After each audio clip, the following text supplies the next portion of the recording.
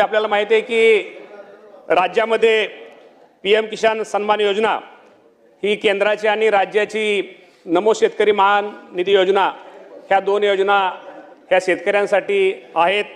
आणि त्याप्रमाणे आज आपण जर विचार केला तर केंद्राकडून साधारणतः माझ्या शेतकऱ्यांसाठी आतापर्यंत 21 हे शेतकऱ्यांना हप्ते दिले गेलेत।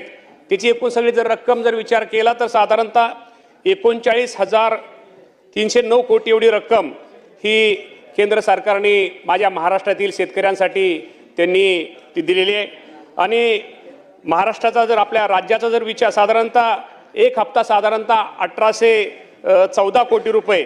मगाशी जे आपल्या सदस्यांनी जे विषय विचारला की त्यांच्या सोलापूर जिल्ह्याचा त्यांनी विषय विचारला तर सोलापूर जिल्ह्यामध्ये साधारणतः 6,99,000 लाभार्थी पात्र शेतकऱ्यांपैकी साधारणतः 6,82,000 शेतकऱ्यांना आतापर्यंत आपण त्याचा लाभ हा दिलेला आहे।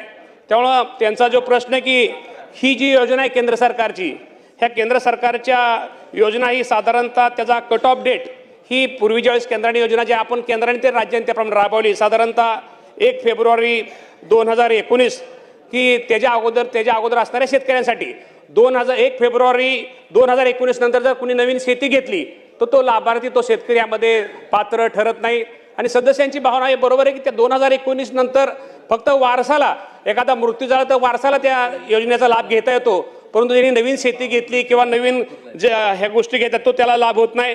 त्या बाबतीमध्ये आम्ही निश्चित प्रकारे केंद्र सरकारकडे आम्ही प्रस्ताव दाखल केलेला आहे। आम्ही वारंवार त्यांनी विनंती पत्र दिलेली आहेत। मी स्वतः कृषी मंत्री झाल्यानंतर माझ्या अगोदर मला वाटतं कोकाटे साहेब असतील किंवा हे असतील आम्ही दोघांनी मी सुद्धा पत्र साधारणतः जानेवारी महिन्यामध्ये पत्र हे केंद्र सरकार दिले। कारण आता हे निकषामध्ये आता बदल करणं गरजेचं आहे।